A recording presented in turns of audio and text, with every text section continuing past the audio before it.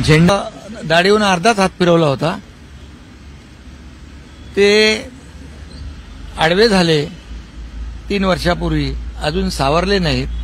आता कुणाचा तरी हात पकडून उठण्याचा प्रयत्न करतायत. त्यामुळे उठेगाणी वगैरे हे सगळं बोलण्याचं मला वाटतं त्यांना ते शोभत नाही. त्याला मनगटात जोर लागतो, फक्त तोंडाच्या वाफा सोडून होत नाही. त्यामुळे मी एवढंच सांगेन की एकाने मराठीबद्दल असलेली जी काही तळमळ बोलून दाखवली आणि दुसऱ्याने सत्तेसाठी आणि खुर्चीसाठी असलेली मळमळ बोलून दाखवली. झेंडा नाही, अजेंडा नाही असं काही लोक म्हणत होते, पण एकाने मात्र एका वक्त्याने त्यातल्या ते पत्ते पाळलं, पण दुसऱ्याने स्वार्थाचा झेंडा आणि सत्तेचा अजेंडा रंगशारदाच्या भाषणात निवडणुकीच्या भाषणाप्रमाणे बोलून दाखवला. त्यामुळे हा फरक आहे. आणि यामध्ये मराठीबाबत जर बोलायचं झालं तर त्यांनी राज्यगीत म्हटलं, सुरुवात केली अभिमानाने, अभिनंदन त्यांचं. पण ते राज्यगीत जे आहे महाराष्ट्राचं, ते मी मुख्यमंत्री असताना ते राज्यगीताला मान्यता दिली, राज्यगीत सुरू केलं आणि त्या राज्यगीताने त्यांनी सुरुवात केली. त्याचबरोबर मराठी भाषेला अभिजात भाषेचा दर्जा जेव्हा मी मुख्यमंत्री होतो, मी, देवेंद्रजी, अजितदादा, आमच्या टीमने ते मराठी भाषेला अभिजात भाषा देण्याचा निर्णय घेतला आणि प्रधानमंत्री मोदी साहेबांनी त्याला तात्काळ मान्यता दिली, होकार दिला. मला जाऊ द्या, माझ्यावर तर तुम्ही रोज टीका करता, पण ज्यांनी अभिजात भाषेचा दर्जा मराठीला दिला त्यानंही तुम्ही सोडलं नाही. त्यामुळे आजचं जे काही मेळावा जो होता की मराठी भाषेसाठी, मराठी माणसांसाठी, त्यांच्या भाषणातून एक आगपकड होती, द्वेष होता, जळजळ होती, मळमळ होती, ती दिसून आली. आणि त्यामुळे मराठीसाठी आम्ही काय केलं, मराठीसाठी आणि त्यांनी काय केलं, मराठी माणूस मुंबईच्या बाहेर फेकला का गेला, मराठी टक्का कमी कमी का होत गेला, इकडे वसई विरार नाला सोपारा, इकडे बदलापूर अंबरनाथ वांगणीपर्यंत का गेला, याचं उत्तर त्यांनी दिलं पाहिजे.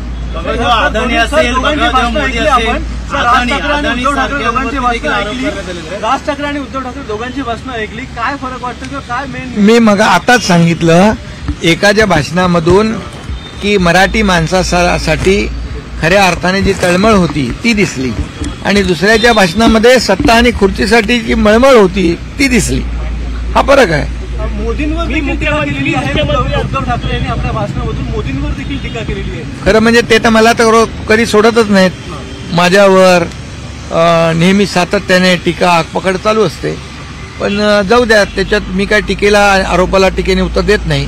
कामातून उत्तर दिलं म्हणून जनतेने मला या ठिकाणी मुख्यमंत्री झालो आणि 2.5 वर्षात विधानसभेच्या निवडणुकीमध्ये लँडस्लाईड मॅन्डेट पण दिलं. पण ज्या मराठीला अभिजात भाषेचा दर्जा आम्ही दिला आणि मोदी साहेबांनी त्याला तात्काळ होकार दिला, मान्यता दिली, त्या मोदी साहेबांना देखील त्यांनी काल आज सोडलं नाही. हे दुर्दैव आहे. त्यामुळे त्यांची जी काही वृत्ती आहे, जो काही द्वेष आहे, जी काही पोटदुखी आहे आणि सत्तेसाठी जी काही लाचारी आणि लालसा आहे ती दिसून आली. सर, उद्धव ठाकरेंनी दाढीवर हात फिरवत पुष्पा म्हणून आता मी बोललो, मी अर्ध्याच दाढीवर हात फिरवला होता. 3 वर्षापूर्वी 2022ला आम्ही उठाव केला, आम्ही उठलो त्यावेळेस अन्यायाच्या विरुद्ध. तेव्हा ते आडवे झाले, तेव्हापासून अजून सावरलेच नाहीत, आडवेच आहेत.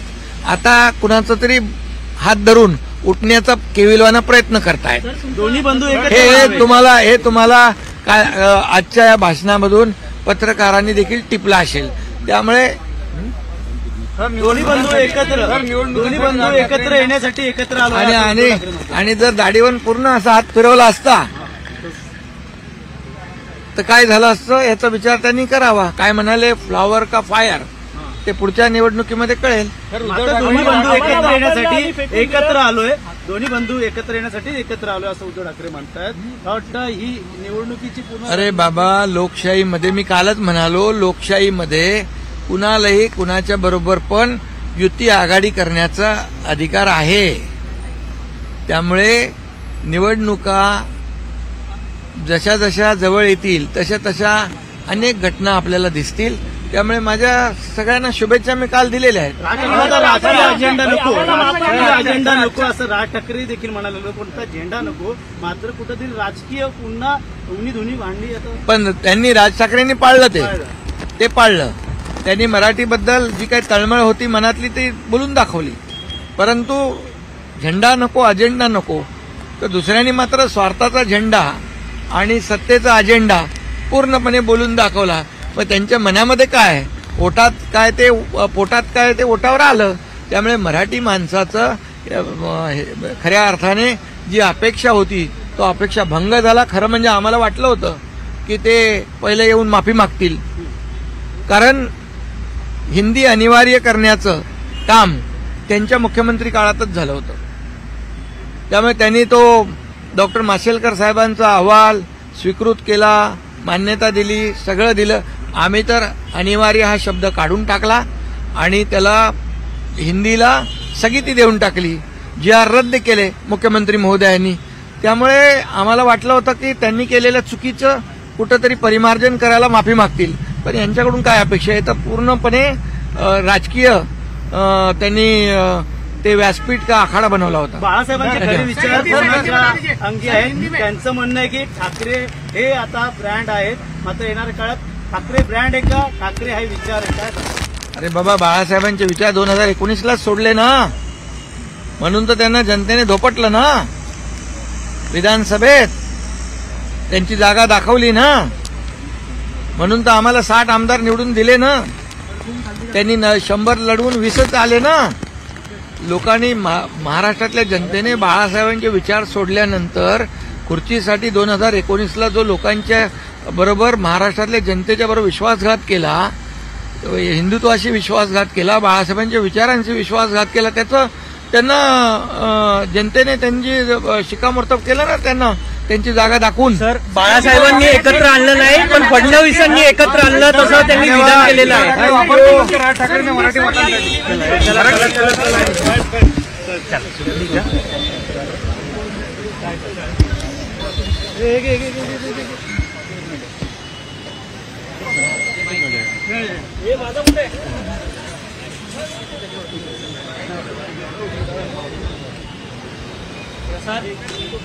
Yes bro.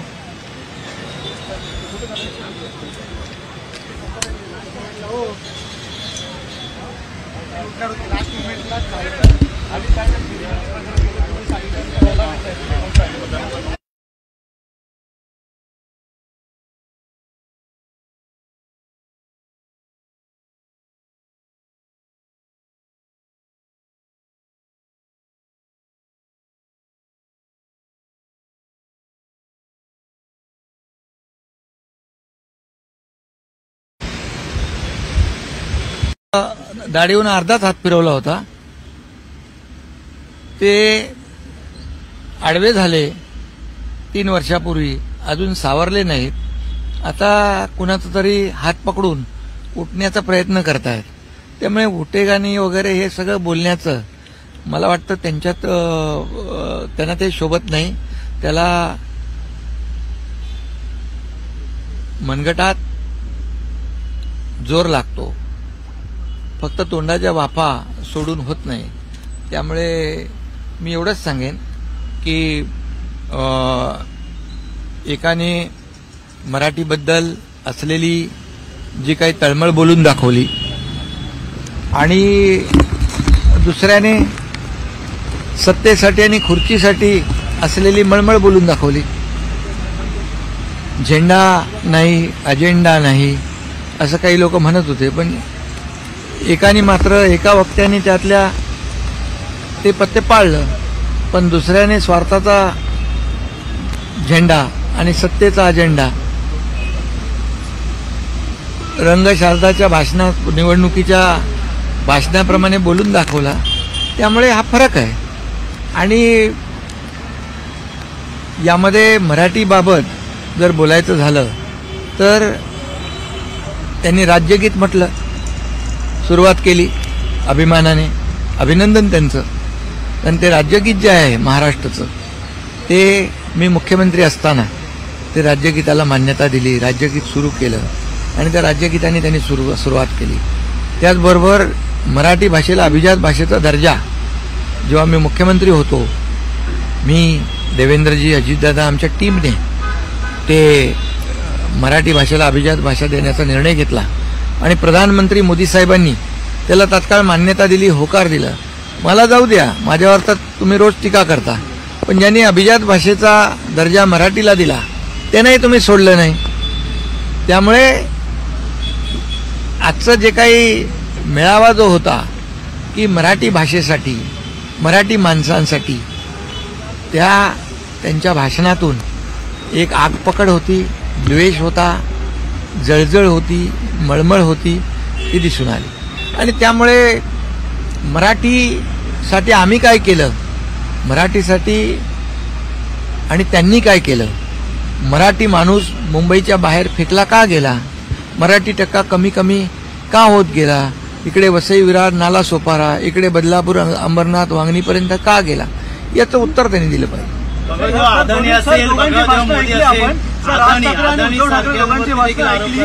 राज ठाकरे आणि उद्धव ठाकरे दोघांची भाषणं ऐकली, काय फरक वाटतं किंवा काय मेन? मी मग आताच सांगितलं एकाच्या भाषणामधून की मराठी माणसासाठी खऱ्या अर्थाने जी तळमळ होती ती दिसली आणि दुसऱ्याच्या भाषणामध्ये सत्ता आणि खुर्चीसाठी जी मळमळ होती ती दिसली. हा फरक आहे. मोदींवर देखील टीका केलेली आहे. उद्धव ठाकरे यांनी आपल्या भाषणामधून मोदींवर देखील टीका केलेली आहे. खरं म्हणजे ते तर मला तर कधी सोडतच नाहीत. माझ्यावर नेहमी सातत्याने टीका पकड चालू असते. पण जाऊ द्या, त्याच्यात मी काय टीकेला आरोपाला टीकेने उत्तर देत नाही. कामातून उत्तर दिलं म्हणून जनतेने मला या ठिकाणी मुख्यमंत्री झालो आणि 2.5 वर्षात विधानसभेच्या निवडणुकीमध्ये लँडस्लाईड मॅन्डेट पण दिलं. पण ज्या मराठीला अभिजात भाषेचा दर्जा आम्ही दिला आणि मोदी साहेबांनी त्याला तात्काळ होकार दिला, मान्यता दिली, त्या मोदी साहेबांना देखील त्यांनी काल आज सोडलं नाही. हे दुर्दैव आहे. त्यामुळे त्यांची जी काही वृत्ती आहे, जो काही द्वेष आहे, जी काही पोटदुखी आहे आणि सत्तेसाठी जी काही लाचारी आणि लालसा आहे ती दिसून आली. सर, उद्धव ठाकरेंनी दाढीवर हात फिरवत पुष्पा म्हणून आता मी बोललो, मी अर्ध्याच दाढीवर हात फिरवला होता. 3 वर्षापूर्वी 2022ला आम्ही उठाव केला. आम्ही उठलो त्यावेळेस अन्यायाच्या विरुद्ध. तेव्हा ते आडवे झाले, तेव्हापासून अजून सावरलेच नाहीत, आडवेच आहेत. आता कुणाचा तरी हात धरून उठण्याचा केविलवाना प्रयत्न करतायत. दोन्ही बंधू हे तुम्हाला काय आजच्या या भाषणामधून पत्रकारांनी देखील टिपला असेल. त्यामुळे दोन्ही बंधू एकत्र येण्यासाठी एकत्र आलो आणि जर दाढीवर पूर्ण असा हात फिरवला असता तर काय झालं असतं याचा विचार त्यांनी करावा. काय म्हणाले, फ्लॉवर का फायर, ते पुढच्या निवडणुकीमध्ये कळेल. दोन्ही बंधू एकत्र येण्यासाठी एकत्र आलोय, दोन्ही बंधू एकत्र येण्यासाठी एकत्र आलोय असं उद्धव ठाकरे म्हणतात. वाटतं ही निवडणुकीची पूर्ण. अरे बाबा, लोकशाहीमध्ये मी कालच म्हणालो, लोकशाहीमध्ये कुणालाही कुणाच्या बरोबर पण युती आघाडी करण्याचा अधिकार आहे. त्यामुळे निवडणुका जशा जशा जवळ येतील तशा तशा अनेक घटना आपल्याला दिसतील. त्यामुळे माझ्या सगळ्यांना शुभेच्छा मी काल दिलेल्या आहेत. राजकीय अजेंडा नको असं राज ठाकरे देखील म्हणाले. कोणता झेंडा नको, मात्र कुठेतरी राजकीय पुन्हा उन्ही भांडली. पण त्यांनी राज ठाकरेंनी पाळलं, ते पाळलं. त्यांनी मराठीबद्दल जी काही तळमळ होती मनातली ती बोलून दाखवली. परंतु झेंडा नको, अजेंडा नको, तर दुसऱ्यांनी मात्र स्वार्थाचा झेंडा आणि सत्तेचा अजेंडा पूर्णपणे बोलून दाखवला.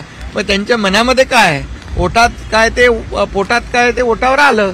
त्यामुळे मराठी माणसाचं खऱ्या अर्थाने जी अपेक्षा होती तो अपेक्षा भंग झाला. खरं म्हणजे आम्हाला वाटलं होतं की ते पहिले येऊन माफी मागतील, कारण हिंदी अनिवार्य करण्याचं काम त्यांच्या मुख्यमंत्री काळातच झालं होतं.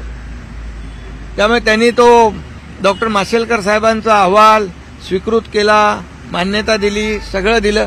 आम्ही तर अनिवार्य हा शब्द काढून टाकला आणि त्याला हिंदीला स्थगिती देऊन टाकली, जी आर रद्द केले मुख्यमंत्री महोदयांनी. त्यामुळे आम्हाला वाटलं होतं की त्यांनी केलेल्या चुकीचं कुठंतरी परिमार्जन करायला माफी मागतील, पण यांच्याकडून काय अपेक्षा आहे? तर पूर्णपणे राजकीय त्यांनी ते व्यासपीठ का आखाडा बनवला होता. बाळासाहेबांचे खरे विचार अंगी आहेत. त्यांचं म्हणणं आहे की ठाकरे हे आता ब्रँड आहेत, मात्र येणाऱ्या काळात ठाकरे ब्रँड आहे का, ठाकरे हा विचार आहे काय? अरे बाबा, बाळासाहेबांचे विचार 2019लाच सोडले ना, म्हणून तर त्यांना जनतेने धोपटलं ना विधानसभेत, त्यांची जागा दाखवली ना, म्हणून तर आम्हाला 60 आमदार निवडून दिले ना. त्यांनी 100 लढवून 20च आले ना. लोकांनी महाराष्ट्रातल्या जनतेने बाळासाहेबांचे विचार सोडल्यानंतर खुर्चीसाठी 2019ला जो लोकांच्या बरोबर महाराष्ट्रातल्या जनतेच्या बरोबर विश्वासघात केला, हिंदुत्वाशी विश्वासघात केला, बाळासाहेबांच्या विचारांशी विश्वासघात केला, त्याचं त्यांना जनतेने त्यांची शिक्कामोर्तब केलं ना, त्यांना त्यांची जागा दाखवून. सर, बाळासाहेबांनी एकत्र आणलं नाही, पण फडणवीसांनी एकत्र आणलं, तसं त्यांनी विधान केलेलं आहे. ठाकरेंनी मराठी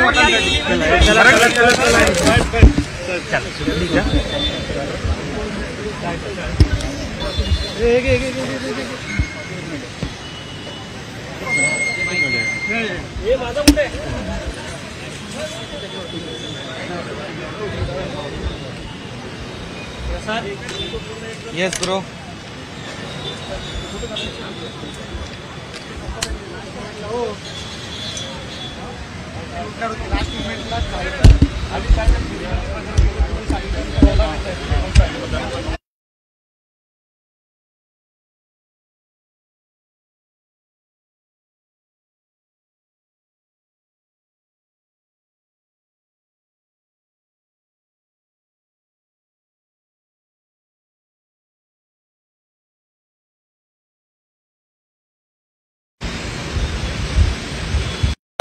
दाढीहून अर्धाच हात फिरवला होता,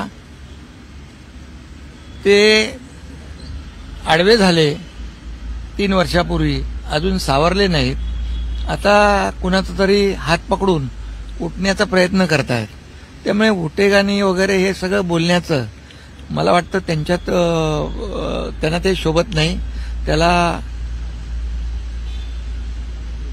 मनगटात जोर लागतो, फक्त तोंडाच्या वाफा सोडून होत नाही.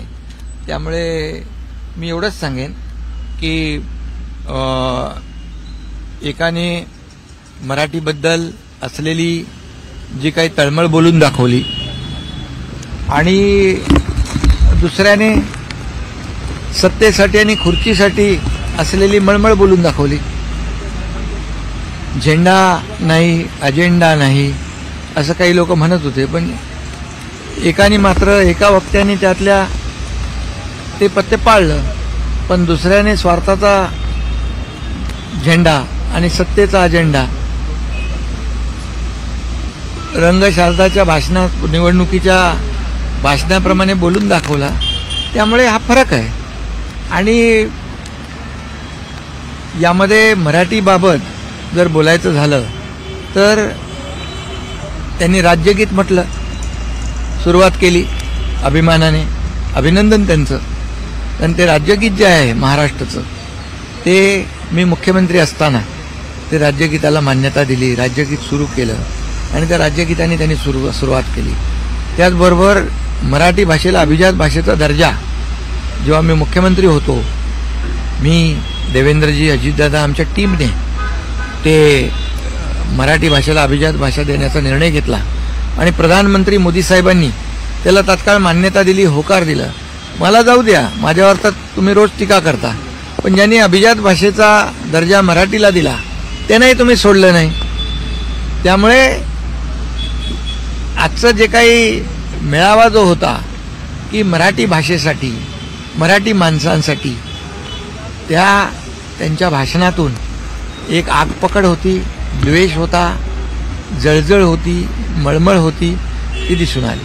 आणि त्यामुळे मराठीसाठी आम्ही काय केलं, मराठीसाठी आणि त्यांनी काय केलं, मराठी माणूस मुंबईच्या बाहेर फेकला का गेला, मराठी टक्का कमी कमी का होत गेला, इकडे वसई विरार नाला सोपारा, इकडे बदलापूर अंबरनाथ वांगणीपर्यंत का गेला, याचं उत्तर त्यांनी दिलं पाहिजे. अदानी असेल, मोदी असेल, राज ठाकरे आणि उद्धव ठाकरे दोघांची भाषणं ऐकली, काय फरक वाटतं किंवा काय मेन? मी मग आताच सांगितलं एकाच्या भाषणामधून की मराठी माणसासाठी खऱ्या अर्थाने जी तळमळ होती ती दिसली, आणि दुसऱ्याच्या भाषणामध्ये सत्ता आणि खुर्चीसाठी जी मळमळ होती ती दिसली.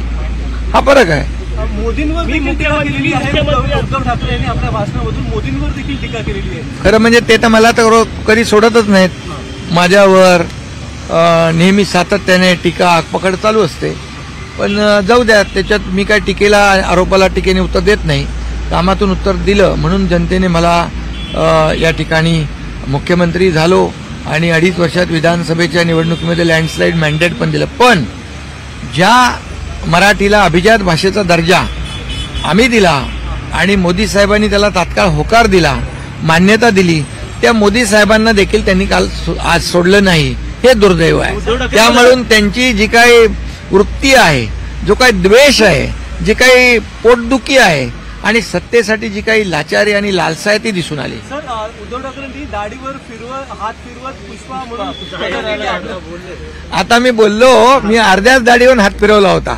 3 वर्षापूर्वी 2022ला आम्ही उठाव केला, आम्ही उठलो त्यावेळेस अन्यायाच्या विरुद्ध.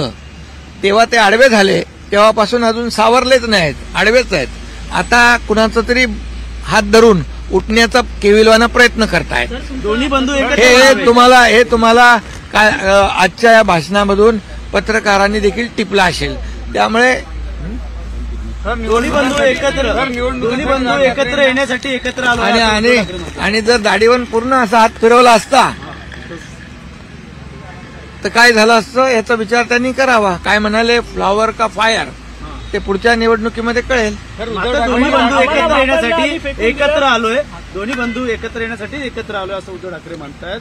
वाटतं ही निवडणुकीची पूर्ण. अरे बाबा, लोकशाहीमध्ये मी कालच म्हणालो, लोकशाहीमध्ये कुणालाही कुणाच्या बरोबर पण युती आघाडी करण्याचा अधिकार आहे. त्यामुळे निवडणुका जशा जशा जवळ येतील तशा तशा अनेक घटना आपल्याला दिसतील. त्यामुळे माझ्या सगळ्यांना शुभेच्छा मी काल दिलेल्या आहेत. राजकीय अजेंडा नको असं राज ठाकरे देखील म्हणाले, कोणता झेंडा नको, मात्र कुठेतरी राजकीय पुन्हा उन्ही भांडली.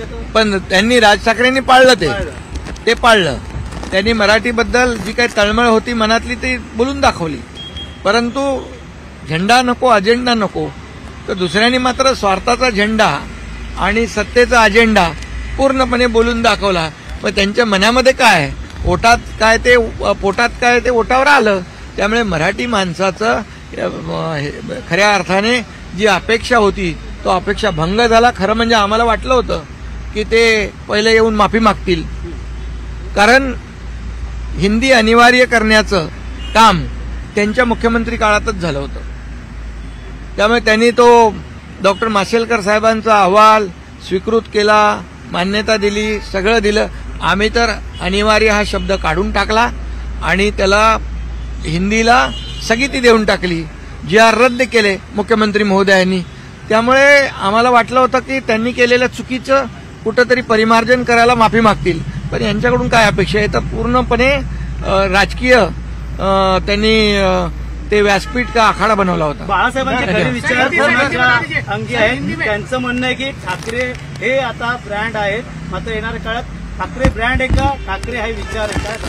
अरे बाबा, बाळासाहेबांचे विचार 2019लाच सोडले ना, म्हणून तर त्यांना जनतेने धोपटलं ना, विधानसभेत त्यांची जागा दाखवली ना, म्हणून तर आम्हाला 60 आमदार निवडून दिले ना. त्यांनी 100 लढवून 20च आले ना.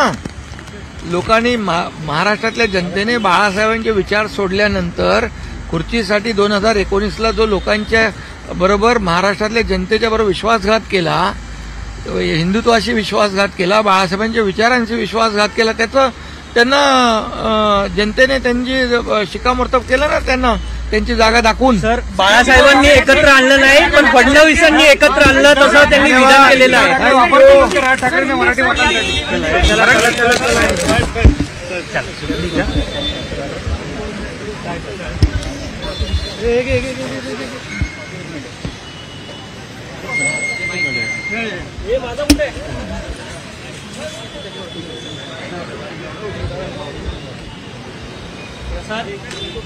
Yes bro.